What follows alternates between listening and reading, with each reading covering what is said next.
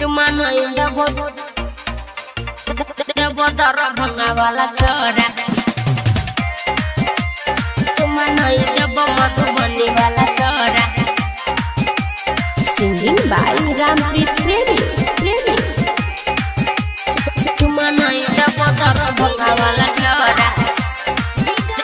देबो दरभंगा वाला छोरा देना एको चुमा दब पाल जोरे जोरा देना एको चुमा दब पाल जोरे जोरा गे चुमा नहीं देबो दरभंगा वाला छोरा चुमा नहीं देबो मधुबनी वाला छोरा देना एको चुमा दब पाल जोरे जोरा देना एको चुमा दब पाल जोरे जोरा गे चुमा नहीं देबो दरभंगा वाला छोरा चुमा नहीं देबो मधुबनी वाला छोरा चुमा नहीं देबो दरभंगा वाला छोरा चुमा नहीं देबो दरभंगा वाला छोरा चुमा नहीं देबो मधुबनी वाला छोरा दरभंगा वाला छोरा चुमा नहीं देबो मधुबनी वाला छोरा दरभंगा वाला छोरा लगा के उठा लाली जब रहिया में जाई छे एक नंबर माला तुसे कसी बुझाई छे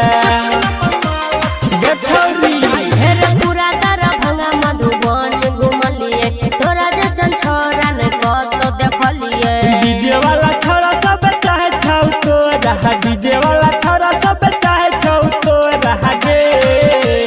चुमा नहीं देबो दरभंगा वाला छोरा चुमा नहीं देबो मधुबनी वाला छोरा चुमा नहीं देबो दरभंगा वाला छोरा चुमा नहीं देबो दरभंगा वाला छोरा चुमा नहीं देबो मधुबनी वाला छोरा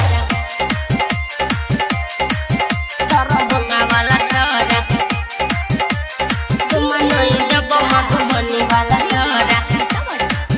दरभंगा वाला छोरा एको होठ से होठ सटेबो बगल में मैना दग सब कुछ देबो हमरा नहीं चाहिए तोर कुछो किया गे